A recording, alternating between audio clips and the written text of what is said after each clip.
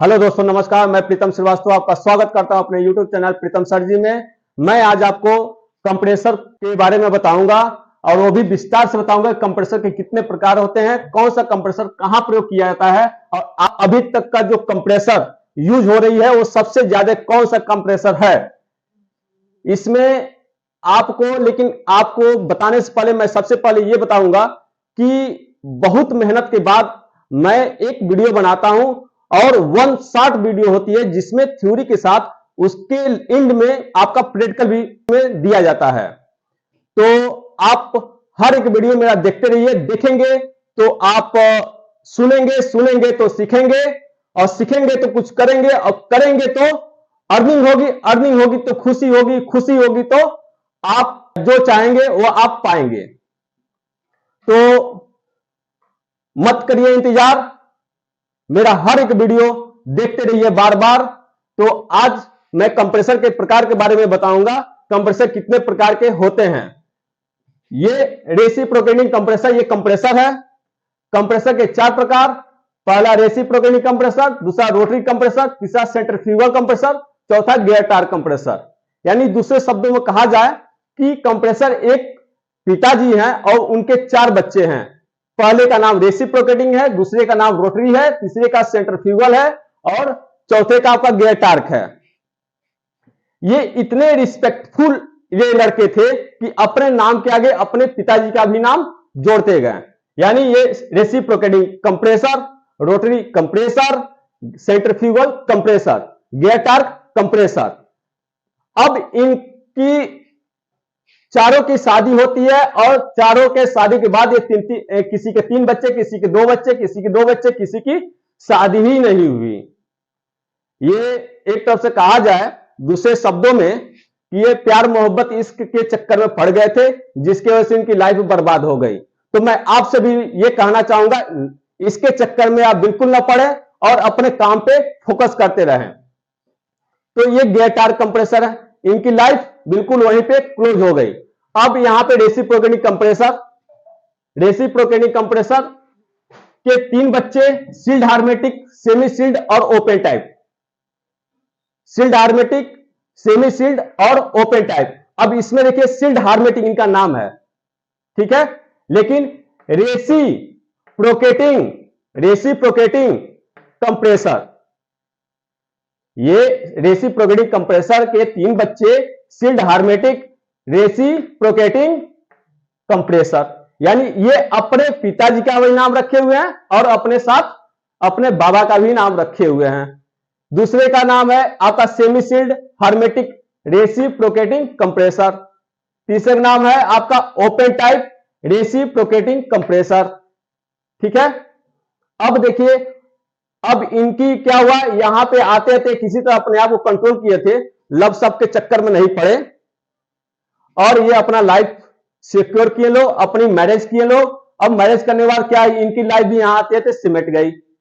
अब ये open type क्या हुए, ओपन टाइप का खानदान दर खानदान चलता चला आ रहा है अभी तक।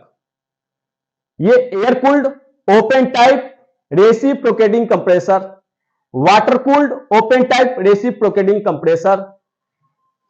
उसके बाद आते हैं दूसरे नंबर के जो लड़के हैं, ये आपका रोटरी कंप्रेसर के 2 बच्चे, स्थिर ब्लेड टाइप, गतिशील ब्लेड टाइप। यानी स्थिर ब्लेड टाइप रोटरी, स्थिर ब्लेड टाइप रोटरी कंप्रेसर। ये आपका स्थिर ब्लेड टाइप रोटरी कंप्रेसर, गतिशील ब्लेड टाइप रोटरी कंप्रेसर। उसके बाद आते हैं सेंट्रीफ्यूगल कंप्रेसर। सेंट्रीफ्यूगल कंप्रेसर भी आपके 2 प्रकार के होते हैं, पहला प्रोपेलर, दूसरा नॉन प्रोपेलर। यानी propeller type centrifugal compressor, non propeller type centrifugal compressor. इनका कोई यहीं पे एंड हो गए, आए तो मार्केट में लेकिन एंड हो गए। दूसरे शब्दों में हम कहते हैं, आपको समझाते हैं कि कंप्रेसर 4 प्रकार के होते हैं, पहला रेसिप्रोकेटिंग कंप्रेसर, दूसरा रोटरी कंप्रेसर, तीसरा सेंट्रीफ्यूगल कंप्रेसर, चौथा गियर टायर कंप्रेसर, ठीक है। अब ये इनके 3 प्रकार हुए, पहला सील्ड हार्मेटिक, दूसरा सेमी सील्ड हार्मेटिक, चौथा ओपन टाइप रेसिप्रोकेटिंग कंप्रेसर, ठीक है। सील्ड हार्मेटिक क्या है, रेसिप्रोकेटिंग कंप्रेसर क्या है, रोटरी कंप्रेसर क्या है। गियर टार्क कंप्रेसर क्या है, सेंट्रीफ्यूगल कंप्रेसर क्या है, इसके बारे में आपको मालूम है कुछ?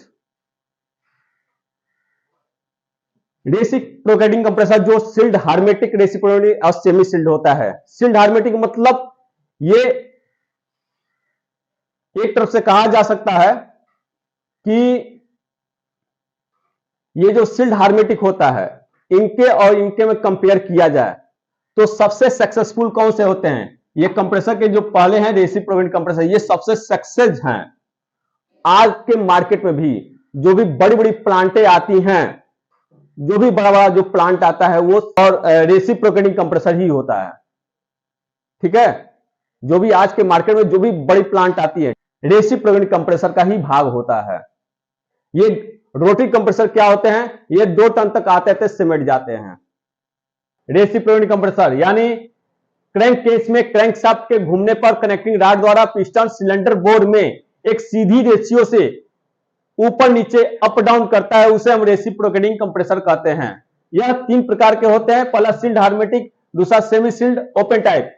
अब सील्ड हार्मेटिक, सेमी सील्ड और ओपन टाइप में क्या अंतर है? सील्ड हार्मेटिक यानी एक ही डोम के अंदर इलेक्ट्रिकल मोटर और कंप्रेसर मोटर फिट होते हैं, उसे हम सील्ड हार्मेटिक कहते हैं।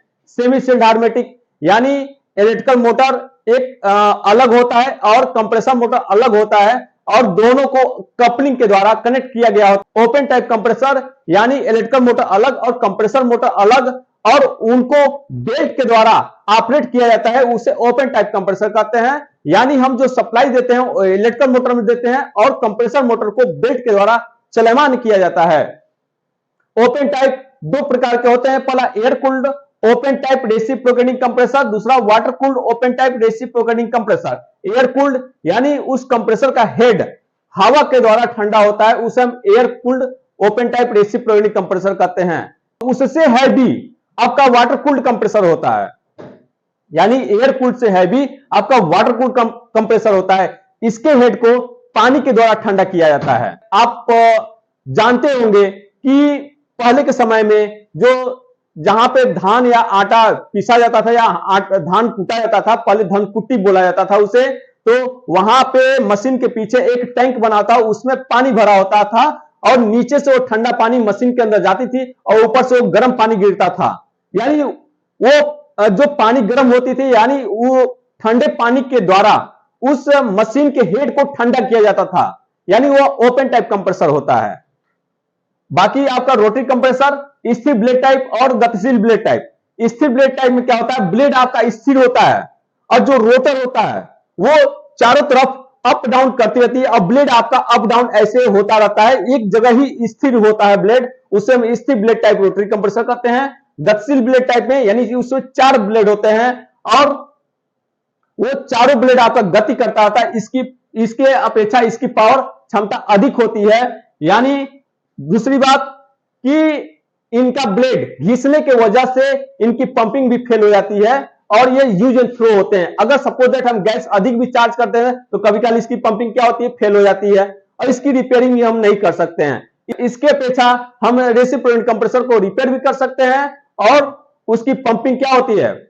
उसकी पंपिंग फेल भी नहीं होती है जल्दी, और यह हाई टेम्परेचर में भी ये वर्क करता रहता है। ये हाई टेम्परेचर पे ये क्या होते हैं? On off on off on off. और गर्मी भर लोग कैपेसिटर वीक हो गई है तो ये वीक हो गई, वो वीक हो गई, ऐसा कुछ नहीं है। बस जो इनकी क्षमता है वो कम है, हाई टेम्परेचर पे ये वर्क नहीं कर पाते हैं, लो टेम्परेचर होता है तो ये वर्क करते रहते हैं।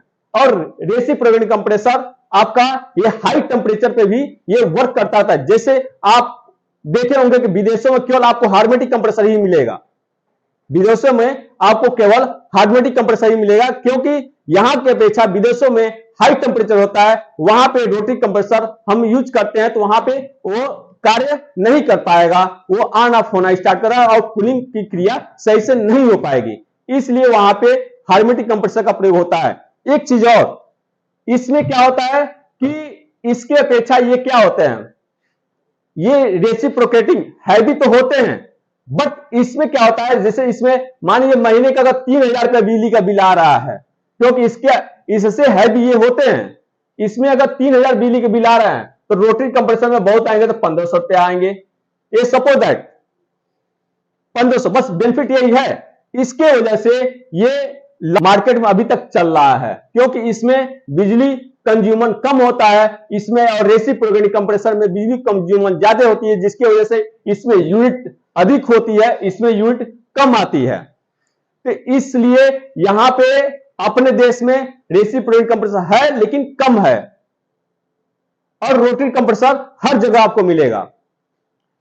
तो बाकी ये लोग क्या है कि इनका और इनका ये बस ना के बराबर ही है, बस, और ये बिल्कुल ना हो गए, क्योंकि इश्क मोहब्बत प्यार में ये अंधे हो गए, शादी योदी कुछ नहीं किए, और ये जिनकी शादी नहीं होती उससे क्या कहते हैं वो आप लोगों को मालूम होगा, ये हम नहीं कहेंगे। तो ये गिरफ्तार बस आए और वहीं पे खत्म हो गए। अब लेकिन इस जो कंप्रेसर है, इनके लड़के जो रेसिप्रोकेटिंग कंप्रेसर है, ये अपने बाबा का नाम अभी तक लेके चल रहे हैं, वाटर कूल्ड, यानी ये सबसे हैवी कंप्रेसर होता है वाटर कूल्ड। ये वाटर कूल्ड यानी उसके हेड को पानी के द्वारा ठंडा किया जाता है, यानी स्वाभाविक सी बात है कि वो पानी के द्वारा जब ठंडा किया जा रहा है तो यानी उसका वो क्षमता क्या होगा, अधिक होगा। तो वाटर कूल्ड ओपन टाइप, क्योंकि इनके पिताजी ये हैं, अब इनके पिताजी ये हैं, इनके पिताजी ये हैं, तो देखिए ये पनाती जो है कितना रिस्पेक्ट वाला लड़का था, वो water cooled open type reciprocating compressor.